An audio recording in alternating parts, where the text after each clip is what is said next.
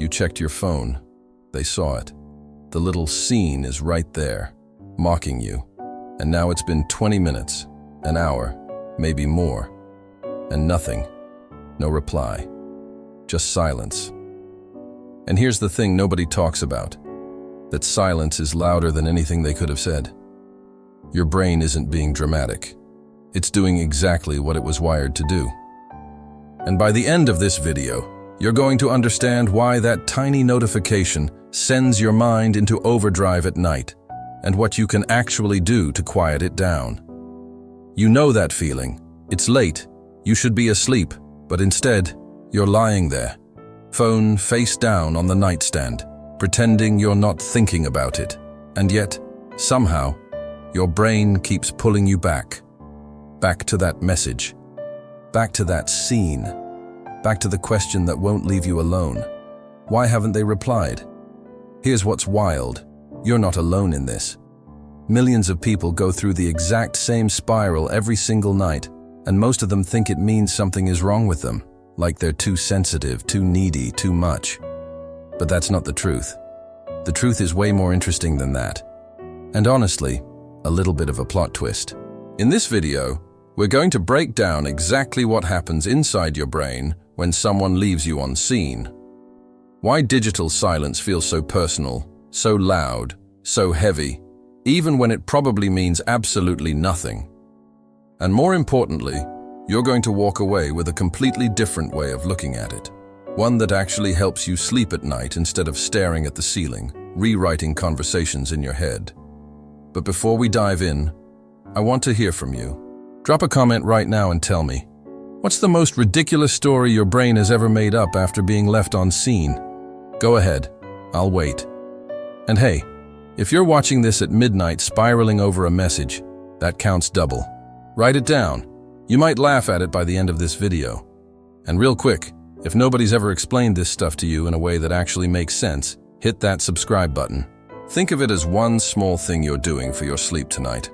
New videos drop every week, and trust me, your nighttime brain needs this channel. Here's something most people never stop to think about. When someone reads your message and doesn't reply, your brain doesn't process that as a neutral event. Like, oh, they're probably busy. Nope. Your brain processes it as a social signal. And not just any signal, a threat signal. See, the human brain is wired for reciprocity. When you reach out to someone, you're essentially initiating a social exchange, and your nervous system expects a response. It's the same thing that happens in a face-to-face conversation. You say something, you make eye contact, and your brain waits for the other person to respond. That back and forth is how we signal safety, connection, and belonging to each other. It's deeply biological.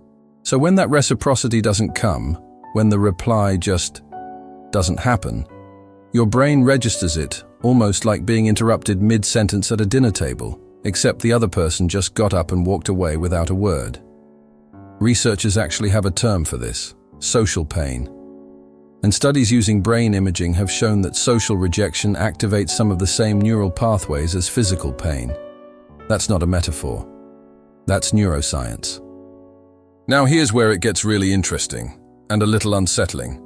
The reason digital silence feels so intense, sometimes even more intense than being ignored in person, is because of something called the ambiguity gap. In a real-life conversation, you have context. You can see someone's face, read their body language, notice if they're distracted or stressed or in a rush.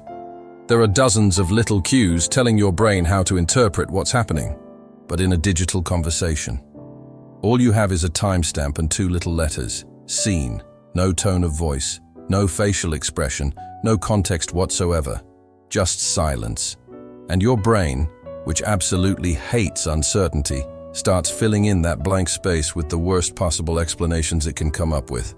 It's not being irrational, it's actually doing its job, trying to protect you from a social threat it can't quite see yet. But here's the thing. What it's protecting you from might not even be real. And that right there, that's just the beginning of what's actually going on under the surface. Alright, so now that you understand why your brain treats digital silence like a threat, let's talk about what happens next, because this is where things get really messy. The moment your brain registers that scene with no reply, it doesn't just sit with the discomfort and move on. Oh no. It does something far more exhausting than that. It starts investigating. It goes full detective mode, rewinding the conversation, analyzing every word you typed, every punctuation mark, every emoji you used or didn't use. Should I have added a question mark? Did that sentence sound too eager? Was the meme too much? Oh no, the meme was definitely too much. And just like that, you're not lying in bed anymore. You're in a courtroom, and somehow you're both the lawyer and the defendant, arguing a case that hasn't even happened yet. Psychologists call this rumination, and it's one of the most common cognitive patterns associated with anxiety. It feels like problem solving, but it's actually the opposite. You're not getting closer to an answer. You're just spinning in circles, burning mental energy on a story your brain made up. Here's the part that'll really make you think. That loop. Did I say something wrong? Are they ignoring me? What does this mean? It's not random. It follows a very specific pattern that cognitive behavioral therapists refer to as the interpretation cycle. A neutral or ambiguous event happens, in this case, no reply. Your brain immediately assigns a meaning to it, almost always negative. That meaning triggers an emotion: anxiety, hurt, insecurity. And that emotion then confirms the meaning, making it feel even more real. So now you're not just thinking, they haven't replied yet. You're feeling like something is definitely wrong, which makes your brain even more convinced that something is definitely wrong. It's a self-reinforcing loop, and the scary thing is, the longer you stay in it, the harder it is to get out. Apps like Wobot or techniques like cognitive diffusion, a method from acceptance and commitment therapy, where you literally label your thoughts as just a story my brain is telling me, can genuinely interrupt this cycle. But understanding that the loop exists in the first place, that's already half the battle. And what's waiting on the other side of that loop is something most people never expect to find. So here's something that might reframe everything you thought you knew about why this bothers you so much. It's not actually the silence that's driving you crazy. I know that sounds counterintuitive, but stay with me. Because if it were just the silence, then knowing someone was ignoring you on purpose would feel worse than not knowing, right? But for most people, it's actually the opposite. The not knowing is what sends the mind into overdrive. And that tells you something really important. The problem isn't the absence of a reply. The problem is the absence of meaning. Your brain can handle bad news. What it genuinely cannot handle, like neurologically struggles with, is uncertainty. And that distinction changes everything about how you approach this feeling at night. Here's the science behind it, and it's fascinating. There's a concept in neuroscience called intolerance of uncertainty, and research has consistently shown that it's one of the strongest predictors of anxiety. In fact, a landmark study published in the journal Psychological Medicine found that people who struggle with uncertainty actually show higher stress responses to ambiguous situations than to situations they know are negative. Read that again. Your brain would literally rather know something bad than not know anything at all. So when you're staring at that scene with zero context, your mind doesn't just sit in the discomfort. It generates possibilities, multiple, simultaneous, contradictory explanations, all competing for attention at the same time. Maybe they're busy. Maybe they're upset. Maybe they're talking to someone else about what I said. Maybe I completely misread the whole relationship. And here's the cruel part. Your brain doesn't pick the most likely explanation. It gravitates toward the one that feels most urgent to solve, which is almost always the worst-case scenario. A technique called uncertainty tolerance training, used in modern CBT, actually teaches people to sit with ambiguous situations without immediately reaching for an explanation. And the more you practice it, the quieter that mental noise becomes. But there's one more layer to this that almost nobody talks about. And it has everything to do with something that changed pretty recently in all of our lives. So here's something that might reframe everything you thought you knew about why this bothers you so much. It's not actually the silence that's driving you crazy. I know that sounds counterintuitive, but stay with me. Because if it were just the silence, then knowing someone was ignoring you on purpose would feel worse than not knowing, right? But for most people, it's actually the opposite. The not knowing is what sends the mind into overdrive. And that tells you something really important. The problem isn't the absence of a reply. The problem is the absence of meaning. Your brain can handle bad news. What it genuinely cannot handle, like neurologically struggles with, is uncertainty. And that distinction changes everything about how you approach this feeling at night.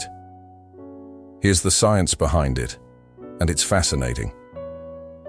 There's a concept in neuroscience called intolerance of uncertainty, and research has consistently shown that it's one of the strongest predictors of anxiety. In fact, a landmark study published in the journal Psychological Medicine found that people who struggle with uncertainty actually show higher stress responses to ambiguous situations than to situations they know are negative. Read that again. Your brain would literally rather know something bad than not know anything at all. So when you're staring at that scene with zero context, your mind doesn't just sit in the discomfort. It generates possibilities.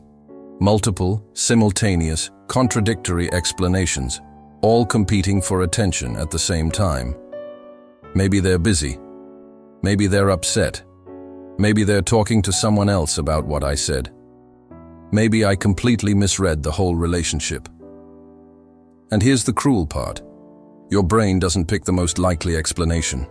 It gravitates toward the one that feels most urgent to solve, which is almost always the worst-case scenario. A technique called uncertainty tolerance training, used in modern CBT, actually teaches people to sit with ambiguous situations without immediately reaching for an explanation. And the more you practice it, the quieter that mental noise becomes. But there's one more layer to this that almost nobody talks about, and it has everything to do with something that changed pretty recently in all of our lives.